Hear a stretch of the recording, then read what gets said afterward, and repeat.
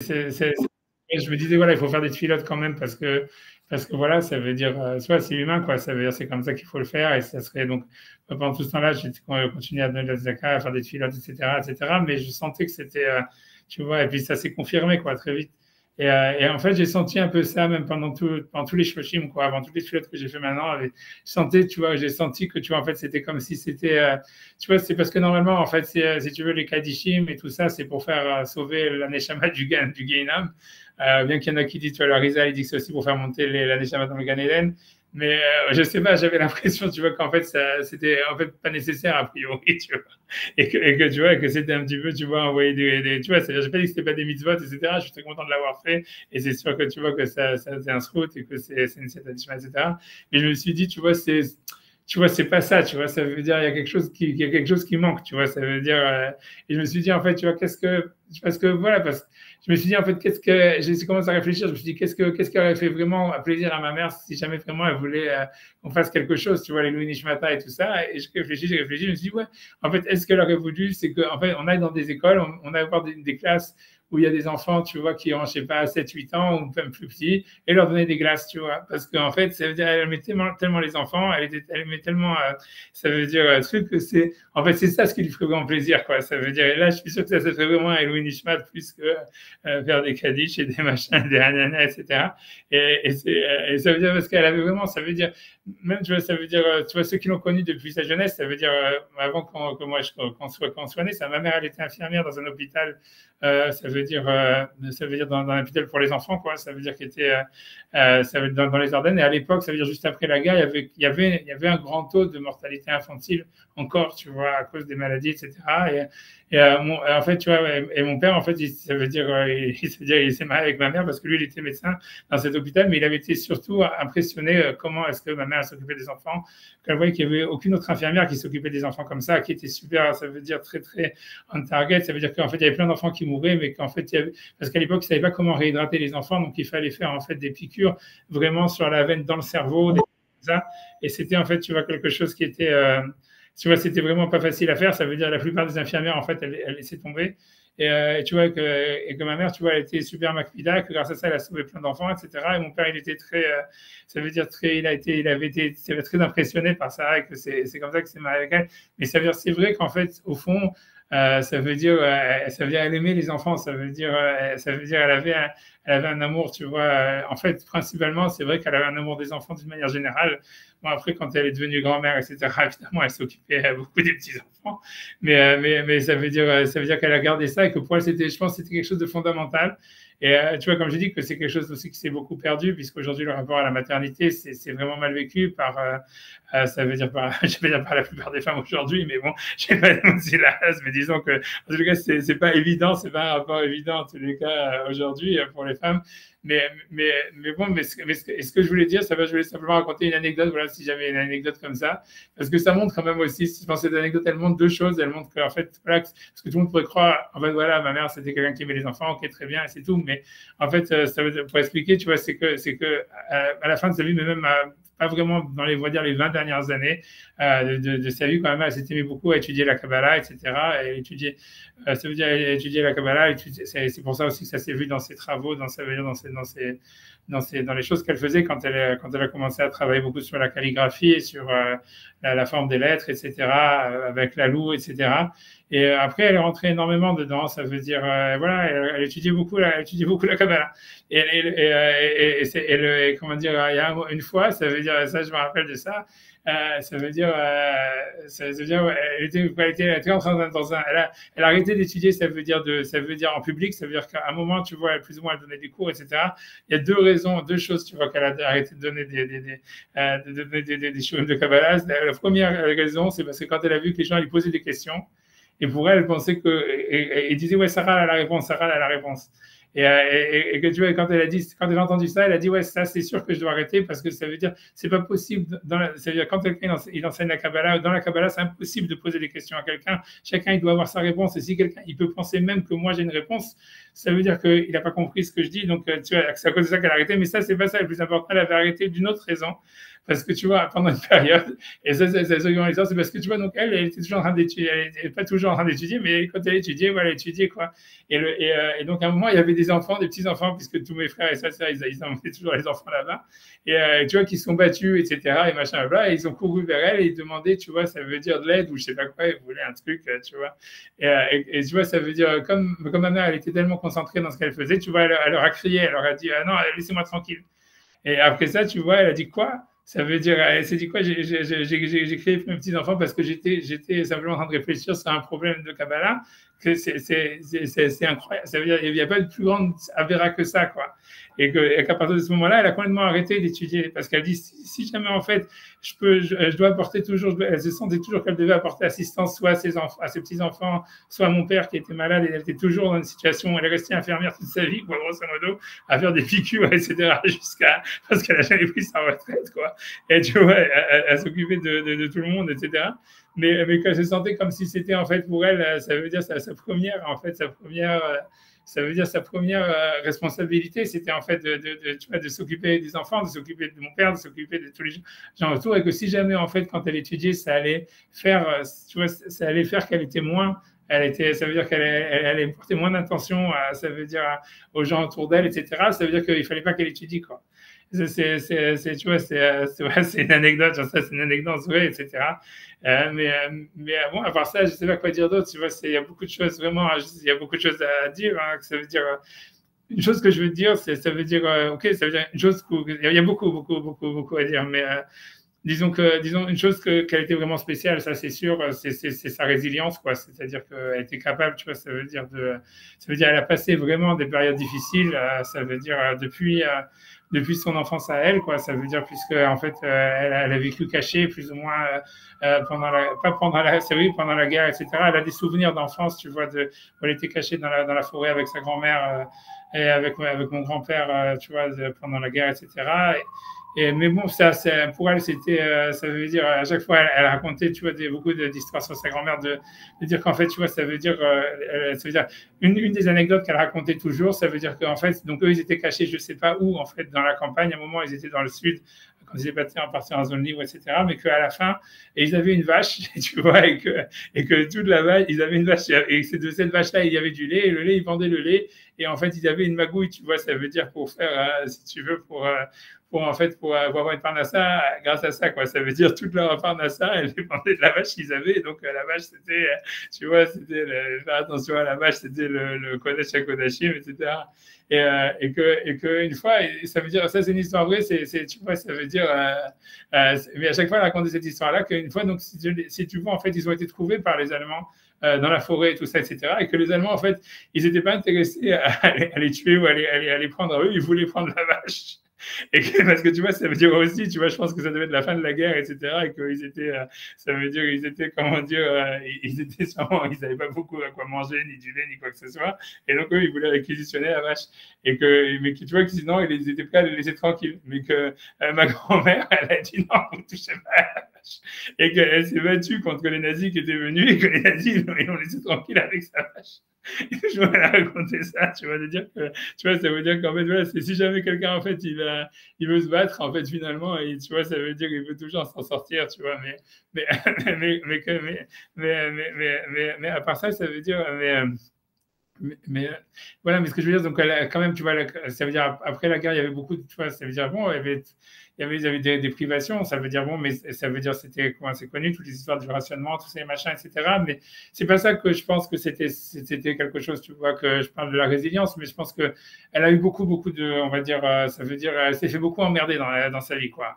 Ça veut dire, voilà, comme les gens qui sont en fait très gentils, etc. Ils ont beaucoup de gens qui, en général, tu vois, ça veut dire, mais qu'à chaque fois, ça veut dire, elle s'est jamais vécue comme une victime et elle avait une capacité vraiment toujours à, comment dire, à accepter, ça veut dire tout et ça veut dire à supporter et même à ne pas le vivre mal, quoi. Et je me suis toujours demandé comment est-ce qu'elle pouvait faire ça, tu vois, ça veut dire, parce que c'est assez incroyable, quoi, ça veut dire, et je pense, tu vois, parce qu'en fait, moi, j'ai réfléchi un petit peu, quoi, je pense que c'est beaucoup plus profond que ça, mais une des choses que j'ai pensé, que j'ai vu qu'elle avait, c'est que, en fait, en général, moi, je pense, tu vois, que quand quelqu'un, en fait, il est dans une situation de crise, son réflexe, en fait, c'est de dire, OK, je vais trouver une solution, tu vois, et ça veut dire, et c'est parce que j'ai l'espoir de trouver une solution que peut-être, en fait, je vais m'en sortir, quoi. Tu vois, c'est ça, en fait, ce que les coachs, ils vont dire aujourd'hui, tu vois, aux gens en disant, voilà,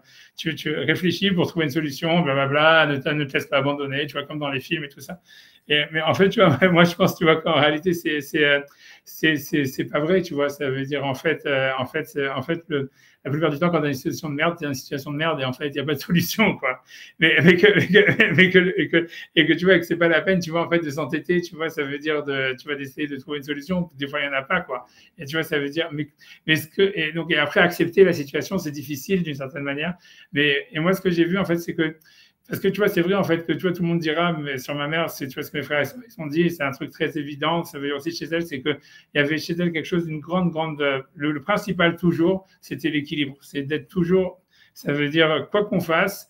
Comme on peut voir, comme j'ai avec cette expression, tu vois un peu avec cette histoire que je vous ai racontée quand tu as étudié la Kabbalah, mais ça veut dire que tu vois, c'est jamais, il faut, tu vois, ça veut dire, tu vas t'occuper des gens, ok, mais tu dois garder ta place aussi, tu vois, ça veut dire toujours, il y avait une question de, tu vas étudier, mais tu vois, en fait, tu ne dois pas devenir cinglé, tu vois, ça veut dire toujours garder, tu vois, un équilibre, tu vois, tu vois ce que Rabdovich, il disait, il appelait ça être normal, mais ça veut dire, je pense qu'une meilleure définition, ça serait de dire, tu vois, d'être équilibré, ça veut dire que quoi que tu fasses, en fait, tu n'es pas perdu dans la chose que tu fais, mais tu veux toujours, tu veux toujours en fait être pluriel, quoi, plus, on va dire, avec un sorte de recul par rapport à ce que tu fais, mais aussi une sorte, tu vois, d'équilibre par rapport à toutes les choses que tu as besoin de faire, quoi, que c'est pas simplement, voilà, j'ai un désir intellectuel, alors je suis dans mon désir intellectuel, ou j'ai un désir physique, je suis dans mon désir physique, ou j'ai ça, je suis dans l'esthétisme, alors je suis dans l'esthétisme, ou je suis dans la philosophie. Tu vois, en fait, il y a tout, tu vois, il y a besoin de philosophie, il y a besoin de spiritualité, il y a besoin d'esthétisme, il y a besoin de tout ça, tu vois, ça veut dire, il faut, tu vois, il faut garder une balance, tu vois, un équilibre par rapport à tout ça, toujours, tu vois, c'était ça l'idée, quoi. Et je pense qu'au fond, et ça, c'était elle, quoi, ça veut dire, c'était vraiment ça, tu vois, voilà, c'était vraiment, on va dire, son essence, on va dire, son ADN. Mais je pense, tu vois, qu'en fait, c'était, en plus de ça, c'était une manière vraiment comment dire, de supporter tous les problèmes, parce qu'en fait, quand il y avait quelque chose qui est arrivé, que normalement, tu vois, ça devrait ou t'abattre, ou en tous les cas te mettre dans une situation tu vois, de conflit, etc., etc. En fait, pour elle, c'était tellement important, tu vois, de retrouver son équilibre, que c'était ça la solution. Ça veut dire, quelle que soit la merde dans laquelle je suis, comment je peux trouver un équilibre, tu vois, ça veut dire, comment, tu vois, c'est comment je peux, et ça, en soi, ça veut dire, même si je ne veux pas me sortir de la situation, son but, c'était pas de sortir de la situation, c'était de retrouver un équilibre intérieur, tu vois, ça veut dire je suis dans une situation dramatique, comment je peux dire une blague maintenant, tu vois, ou comment, tu vois, ça veut dire, tu vois, aussi, je suis dans une situation où, tu vois, où je dois travailler, je suis épuisé et tout ça, c'est comment, tu vois, je peux quand même trouver un moyen de me relaxer en travaillant, tu vois, ça veut dire toujours trouver un contrepoint pour garder un équilibre, même si mais pas lutter contre la situation elle-même, tu vois, c'est comment et en fait, l'idée, c'est surtout, tu vois, pour elle, de retrouver un équilibre intérieur, c'était ça le but, c'était plutôt que de changer la situation dans laquelle elle était, quelle que soit la contrainte devant laquelle elle était. Et je pense que cette manière d'être, en fait, c'est ça, en fait, le secret d'une résilience, tu vois, on va dire surnaturelle, quoi. Parce que ça veut dire, en fait, c'est pas qu'on cherche la solution au problème ou qu'on cherche à se confronter ou qu'on se fait abattre, etc. C'est, OK, je suis abattu maintenant, etc. Mais comment je peux établir mon équilibre par rapport à ma joie de vivre, par rapport même si je suis fatigué, même si ça, comment je peux garder quelque chose, tu vois, qui va faire contrepoids, tu vois, pour que je suis pas, comment dire, complètement écrasé, tu vois, par la situation dans laquelle je suis. Et c'était ça toujours sa réaction. Et je pense que c'est ça ce qui faisait qu'en fait, elle pouvait prendre n'importe quoi et c'est comme si ça lui faisait rien, quoi. Ça veut dire, c'était incroyable. La force de résilience qu'elle avait, c'est juste, tu vois, c'est inhumain, quoi. C'est, comme je dis, tu vois, ça veut dire rien que le fait, tu vois, les dernières années où elle était avec mon père, etc., que mon père, franchement, mais ça veut dire que c'est très, très difficile, tu vois, comme je dis qu'une fois qu'elle est niftéret, il fallait bien que quelqu'un passe les nuits avec mon père, tu vois, moi j'en ai passé 3, et après ça, j'ai été traumatisé à vie, quoi, j'ai dit j'en peux plus, tu vois, prenez quelqu'un d'autre, etc.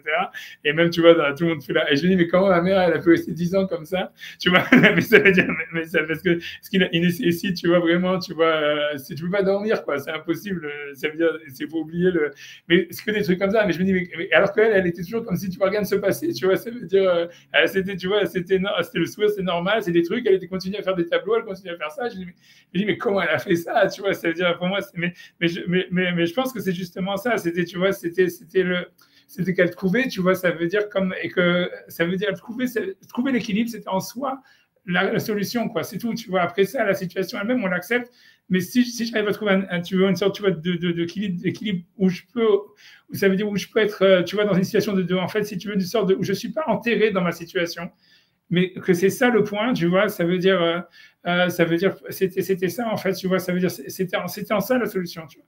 Je me rappelle toujours, tu vois, ça veut dire aussi que quand elle fumait, tu vois, quand elle avait arrêté de fumer, tout ça, alors tu vois, je lui ai demandé pourquoi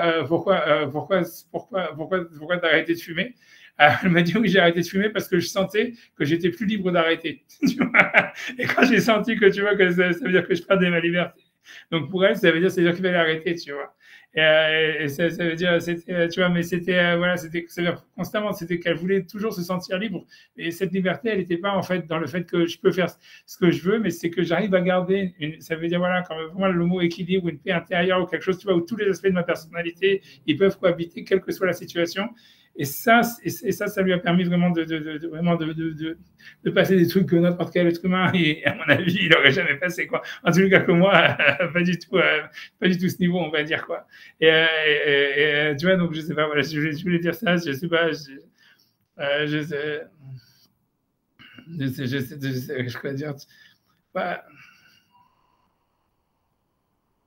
ouais, j'ai dit simplement aussi un truc, une idée, Stam, que toujours, ça veut dire peut-être que moi, moi, j'ai peut-être un peu de ça, mais, mais c'est que, parce qu'elle disait toujours, parce qu'elle disait, oui, à chaque fois, elle me disait, en fait, les gens, ils ont tellement écrit sur les grandes sept caniotes qu'il y avait dans le Tanakh, etc. Et personne n'a jamais écrit sur les grandes réchaïotes qu'il y avait dans le Tanakh. Et elle pensait que c'était un sujet vraiment qu'il fallait prendre, que c'était beaucoup plus important de réfléchir sur les réchaïotes, sur Isével et tout ça, parce que cette cagnotte, on comprend c'est quoi être une femme sadéquette, ça veut dire, voilà, ça veut dire.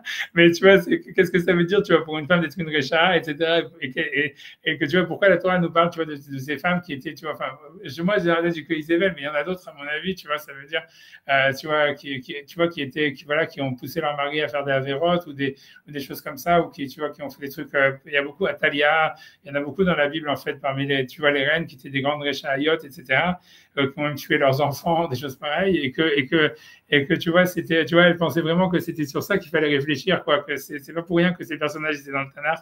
Elle pensait toujours que, tu vois, que voilà, que les femmes, elles devraient étudier ces trucs-là. Et tu vois, et ça veut dire, ouais, c'est une idée. Après ça, ouais, je sais pas, je pense que je peux m'arrêter là. Je pense que ça, c'est le dernier, c'est les choses vraiment, tu vois, voilà, qui me viennent dans la tête, tu vois. C'est, voilà, voilà, je sais pas quoi dire d'autre, tu vois. Voilà, mais voilà. Ça veut dire, je pense que la chose vraiment qui fait tu vois, ça veut dire qu'elle était spéciale, c'est pas vraiment, en fait, à part, il y avait vraiment, je pense que déjà, de ce que j'ai dit, vous avez dû voir qu'elle était quand même un peu spéciale, mais, mais je pense, tu vois, c'est surtout, tu vois, ça veut dire qu'en fait, elle était incapable, en fait, vraiment, vraiment incapable d'avoir des sentiments négatifs envers quelqu'un d'autre, tu vois. Ça veut dire, et sûrement envers elle-même aussi, je pense. C'est pour ça, c'était la même chose. Et que, tu vois, et pourtant, tu vois, ça veut dire pourtant, elle aurait pu en avoir, quoi. Et ça veut dire, et je pense que c'est parce que vraiment, elle avait vraiment cet attribut, tu vois, vraiment, ça veut dire, je sais pas comment expliquer, tu vois, ça veut dire, ça c'est vraiment très rare, tu vois, mais ça veut dire qu'elle se considérait jamais elle-même comme un sujet, ça veut dire séparé des autres, ça veut dire que pour elle, ça veut dire si jamais il y avait des conflits, si jamais il y avait des gens qui venaient l'attaquer ou des choses comme ça, c'est pas son problème. Ah, je suis attaqué, je suis une victime, etc. Non, en fait, j'arrive pas à comment dire, à m'entendre avec cette personne, tu vois. Et ça veut dire, tu vois, c'était tout comme ça veut dire, c'était toujours que voilà, et que pour elle, ça veut dire vraiment, elle vivait le bonheur des autres, tu vois, ça veut dire, comme son propre bonheur. Et ça veut dire, pour elle, elle n'envisageait pas, je pense que vraiment, elle n'avait pas en fait ça veut dire d'ego, ça veut dire à proprement parler pour elle-même, quoi. Je pense que pour elle, un bonheur pour elle-même qui serait pas un bonheur dans une relation avec les autres, ça n'existait pas, quoi. Et que donc c'est pour ça qu'elle n'arrivait pas, tu vois, ça veut dire avoir des sentiments négatifs envers quiconque. Et voilà, quoi. Et pour elle, ça veut dire le bonheur des autres, c'était son bonheur, quoi. Et donc, quoi qu'il arrive, finalement, tu as trouvé toujours des solutions, quoi.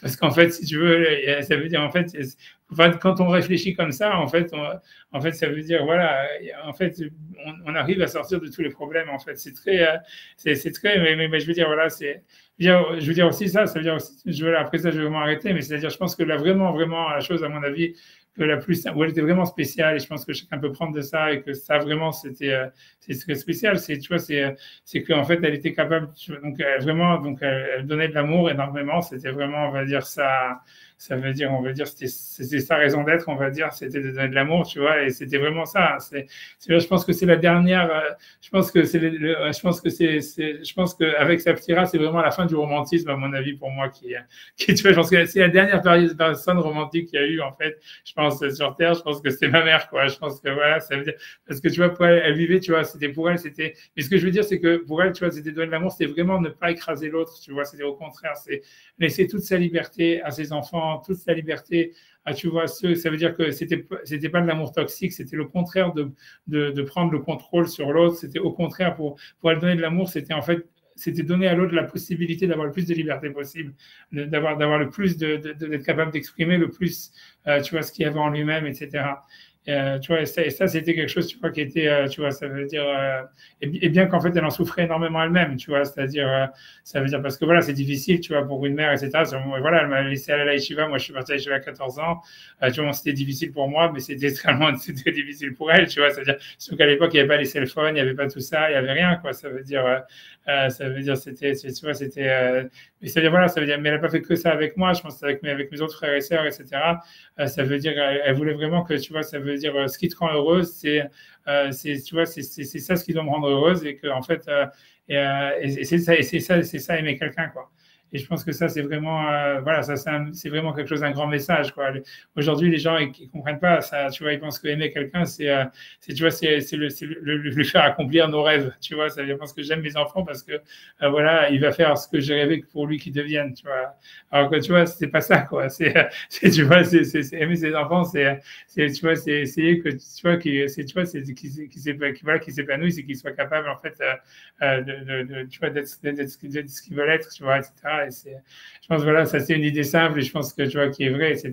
Et bon, et quand je parlais aussi de dernière chose que je vais quand même parler, parce que tu vois, c'est vrai, c'est aussi ça, c'est quand je dis que c'est vraiment le dernier romantisme, etc. Parce que dans le romantisme, il y a le côté de l'amour comme ça qui est porté au nu comme la valeur suprême. Mais je pense qu'il y a aussi, tu vois, le côté, parce qu'il y avait aussi dans le romantisme un côté romantique qu'on n'a pas et qui revient malheureusement actuellement, c'est le côté aussi guerrier, le côté aussi militaire, etc. Et ça veut dire que en réalité, c'est-à-dire que ma mère, en fait, elle venait d'une famille de militaires, ça veut dire, a priori, je ne sais pas exactement, ça veut dire, enfin, voilà, de plein de côtés, etc. Et en fait, elle avait vraiment, ça veut dire, c'est pour expliquer l'histoire, ça veut dire que, et ça, c'est quelque chose, voilà, qui était très important, c'est que pour elle, ça veut dire, la discipline, c'était super important, ça veut dire, c'était quelque chose, mais voilà, c'était pas, ça veut dire, voilà, c'était une discipline qui était donnée vraiment pas du tout d'une manière, comment dire, tu vois, ça veut dire imposée, violente, etc. Mais c'était comme si c'était quelque chose qui devait venir de soi, quoi.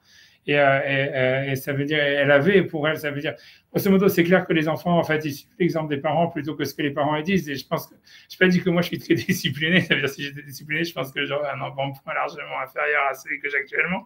Mais d'une certaine manière, ça veut dire, mais ce que je veux dire, c'est que d'une certaine manière, je suis quand même un peu discipliné malgré tout. Et tu vois, mais voilà, mais je pense que ça veut dire ça veut dire qu'en fait, l'idée, c'est que la discipline, elle avait en elle-même, quoi. Et c'était quelque chose, tu vois, ça veut dire, pour elle, elle était debout tous les jours à 4h30, ça veut dire commencer à travailler, ça veut dire pour elle, il fallait faire tous les trucs de la maison, il fallait faire tout ça. Et voilà, c'était jamais, ça veut dire, voilà, ça veut dire, voilà, et tout devait être en ordre. Je me rappelle que la première fois qu'elle était à l'hôpital, etc., ça veut dire ça, c'est vraiment un truc que ça choquait, mais parce que mes enfants, c'était à ce moment-là, ils commençaient à comprendre un petit peu, etc.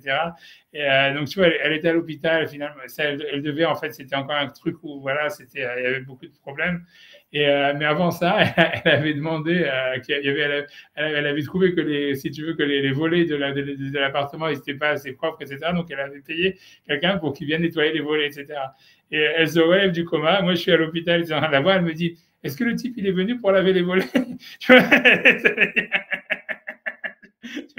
veut dire que tu vois, c'est que pour elle, c'était, tu vois, ça veut dire, il fallait, tu vois, que tout soit nickel et tout, ça veut dire, et c'était toujours, mais c'est pour elle, c'était comme ça veut dire, tout devait être en ordre, tout devait être toujours, mais c'était pas du tout imposé ni rien du tout, mais elle avait cet amour de la discipline et cet amour, voilà, ça veut dire de la chose qui devait être bien faite, que la chose, elle devait être, ça veut dire, voilà, ça veut dire, on fait la chose, on l'a fini, on l'a fait vraiment du mieux qu'on peut, tip top, et ça doit être bien, ça doit être fini, ça doit être fait, tu vois, et ça, c'est pour ça, donc elle avait beaucoup ça en elle, c'était aussi, voilà, je sais pas quoi dire d'autre, mais surtout que c'était pas vécu d'une manière, comment dire, tu vois, ça veut dire j'allais dire comme des Allemands, quoi. C'était pas vécu comme une discipline, tu vois, qui était, voilà, la discipline pour la discipline, et comme si c'était ça, mais comme si c'était quelque chose qui allait de soi, parce que c'était ça, en fait, qui rendait heureux, quoi. Ça lié avec son idée d'équilibre, quoi. Ça veut dire, si tu veux être équilibré, si tu veux être épanoui, en fait, tu es obligé d'être discipliné, quoi. Et ça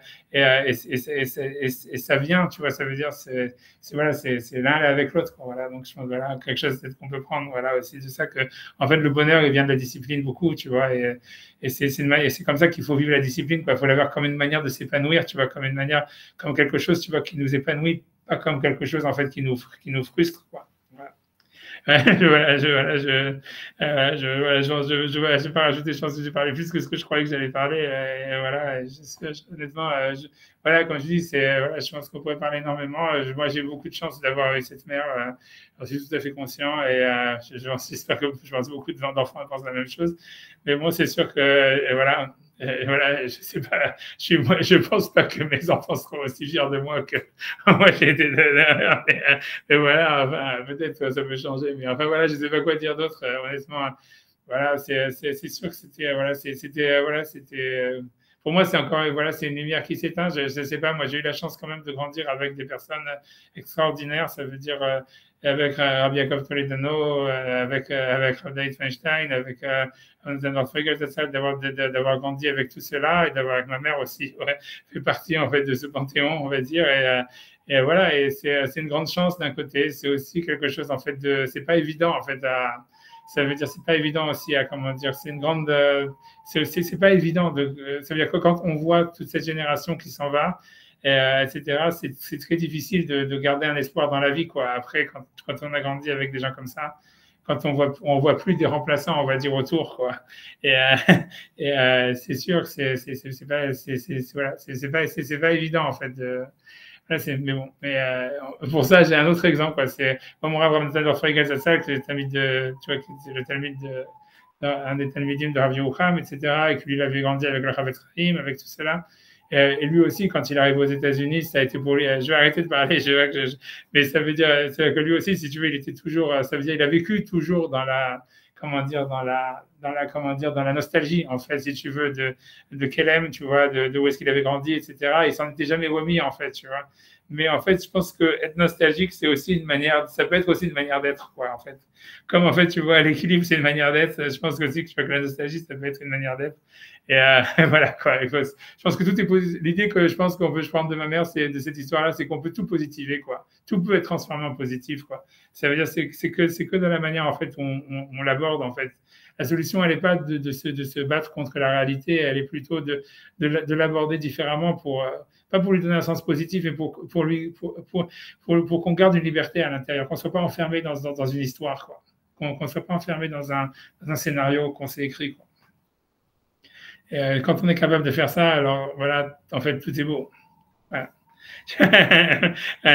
Voilà, donc, bah, je vais vous laisser tranquille. Et, voilà, je ne sais pas dire plus. Je vous laisse tranquille et merci d'avoir assisté. Merci beaucoup. Après la cavote. Pour tout ça. Merci beaucoup. Ouais, Merci à toi. Merci beaucoup. C'est une grande élévation. Merci. Merci.